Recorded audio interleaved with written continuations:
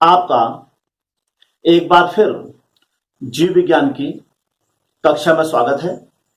हमारी आज की कक्षा का जो शीर्षक है वह है डबल सर्कुलेशन ऑफ ब्लड, जिसका तात्पर्य है रुधिर का दोहरा परिसंचरण। तो सबसे पहले हम परिसंचरण शब्द की व्याख्या कर लेते हैं। परिसंचरण का अर्थ होता है हृदय द्वारा शरीर के जो विभिन्न अंगों को रुधिर प्रवाहित किया जाता है उसे परिसंचरण कहा जाता है। हृदय द्वारा रुधिर को शरीर के विभिन्न भागों में पहुंचाने के लिए जो दो मुख्य सहायक अंग होते हैं उन्हें क्रमशः धमनी व शिरा कहते हैं। सबसे पहले हम धमनी यानी कि आर्टरी की बात कर लेते हैं। धमनी रुधिर को हृदय से शरीर के विभिन्न अंगों तक ले जाती है। चूंकि ये शरीर के विभिन्न अंगों तक ले जाती है, इसलिए धमनी के अंदर हमेशा शुद्ध रुधिर ही प्रवाहित होता है। यह हृदय से सीधे रुधिर को ले जाती है, इसलिए धमनी के अंदर जो रुधिर बहता है उसमें प्रेशर यानी कि दाब भी होता है। इसलिए जो धमनी की शिराएं जो धमनी की सतह होती है वह बहुत मोटी और लचीली होती है और धमनियां शरीर के अंदर गहराई में पाई जाती है। आपने देखा होगा डॉक्टर अमूमन हमारी नब्ज या नाड़ी को देखकर हमारे हृदय की धड़कनों को बताता है, असल में वह हमारे हाथ में उपस्थित आर्टरी या धमनी को छूकर यह चीज बताता है। दूसरा सहायक अंग है शिराएं। शिराएं सारे शरीर के विभिन्न अंगों से रुधिर को एकत्रित करके हृदय में ले जाती है, इसलिए इनमें अशुद्ध रुधिर बहता है। यहां ध्यान देने योग्य यह बात है कि शुद्ध और अशुद्ध रुधिर से मतलब है ऐसा रुधिर जिसमें ऑक्सीजन उपस्थित होती है उसे शुद्ध रुधिर कहा जाता है, और ऐसा रुधिर जिसमें ऑक्सीजन उपस्थित नहीं होती है उसे अशुद्ध या डीऑक्सीजनेटेड रुधिर कहा जाता है।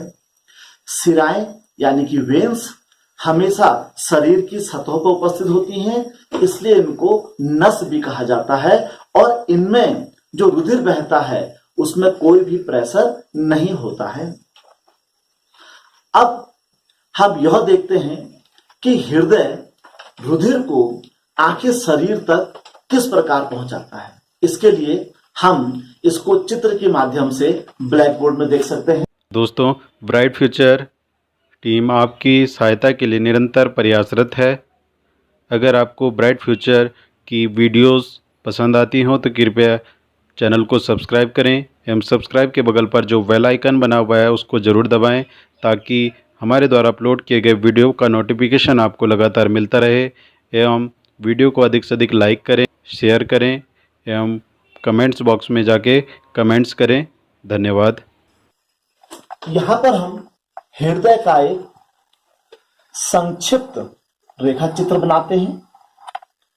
जो मनुष्य का हृदय होता है वह एक विशेष प्रकार की संरचना है जो 4 कोष्ठकों में बटी रहती है। ये जो 4 कोष्ठक होते हैं इन्हें ऊपर के जो 2 कोष्ठक होते हैं या 2 चैम्बर होते हैं इन्हें ऑरिकल या अलिंद कहा जाता है, और जो नीचे के 2 चैम्बर होते हैं इन्हें वेंट्रिकल या निलय कहा जाता है। मनुष्य के अतिरिक्त पक्षी वर्ग में भी 4 कोष्ठों वाला हृदय पाया जाता है।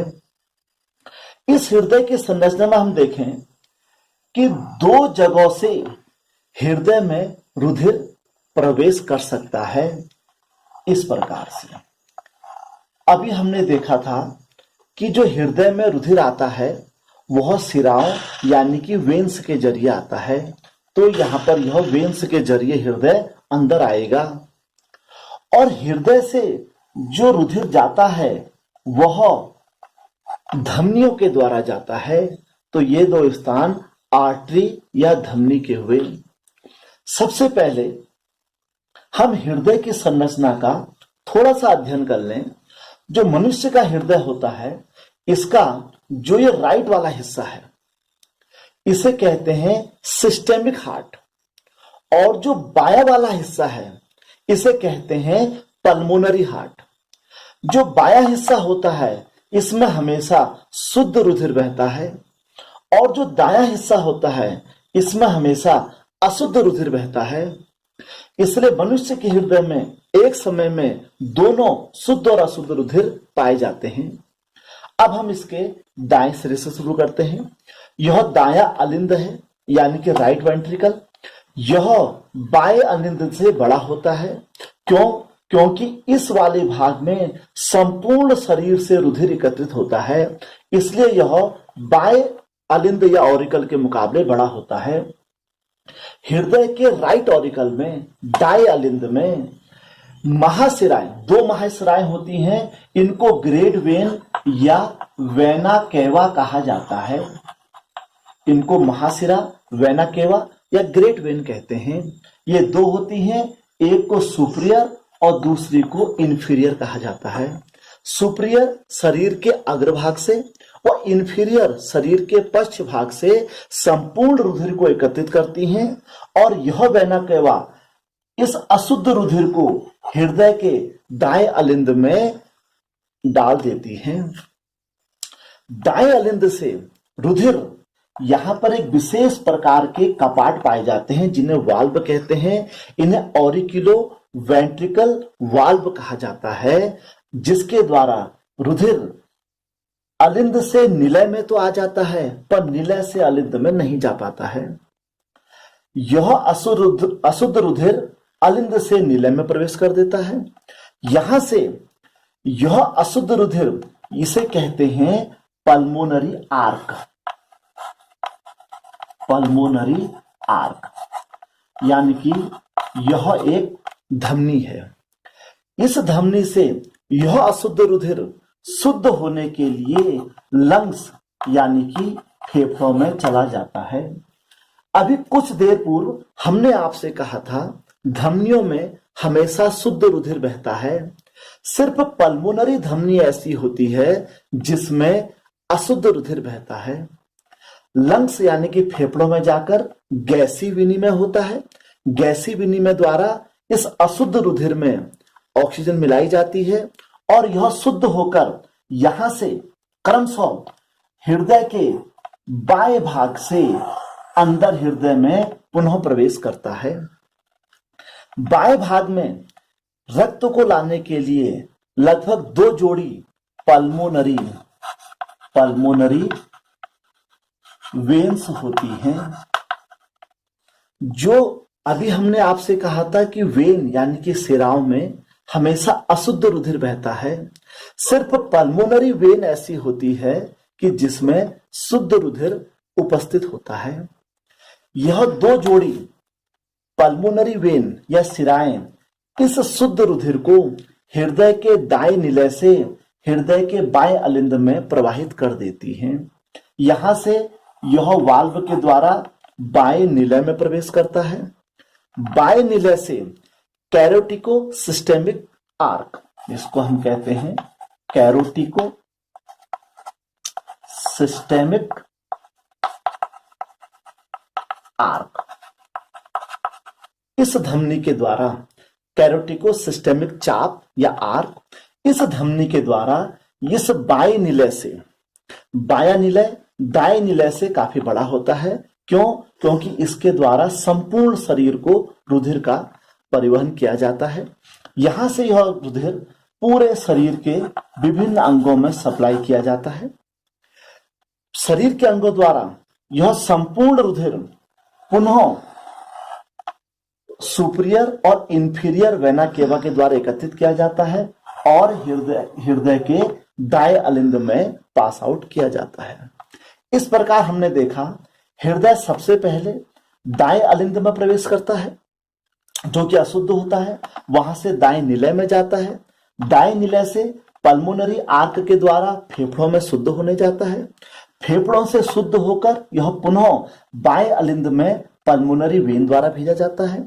वहां से यह बाएं निलय में जाता है और बाएं निलय यानी कि लेफ्ट वेंट्रिकल से यह कैरेटिको सिस्टेमिक आर्क द्वारा संपूर्ण बॉडी को पास आउट कर दिया जाता है।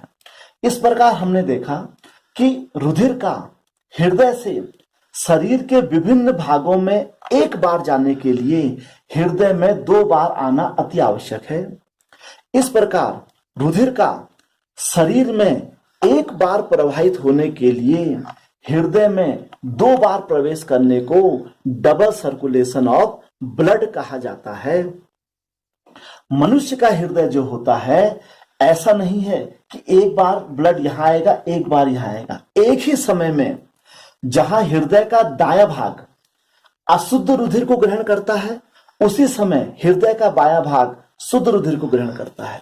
फिर क्रमशः दोनों रुधिर यहां से शुद्ध रुधिर बाएं निलय में, यहां से अशुद्ध रुधिर दाएं निलय में जाते हैं और उसके पश्चात बाएं भाग से हृदय के संपूर्ण शरीर को शुद्ध रुधिर भेजा जाता है और दाएं भाग से संपूर्ण ये फेफड़ों को अशुद्ध रुधिर भेजा जाता है। इस प्रकार हमने देखा मनुष्य के हृदय में एक समय में शुद्ध और अशुद्ध दोनों रुधिर पाए जाते हैं। यही विशेषता मनुष्य के हृदय में दोहरा परिसंचरण कहलाती है। इस प्रकार आपने हमारे यह इस वीडियो में देखा कि किस प्रकार मनुष्य के हृदय द्वारा शुद्ध व अशुद्ध रुधिर को एक ही समय उपस्थित होने के बावजूद भी अलग अलग रखा जाता है। तो मनुष्य के शरीर में एक बार रुधिर को प्रवाहित होने के लिए जो हृदय में 2 बार प्रवेश करना पड़ता है उसे डबल सर्कुलेशन ऑफ ब्लड या रुधिर का दोहरा परिसंचरण कहा जाता है। हमें उम्मीद है कि आपको हमारी आज की यह कक्षा जरूर पसंद आई होगी। अपने कमेंट हमें भेजने के लिए हमारे YouTube चैनल में जरूर जाएं। धन्यवाद।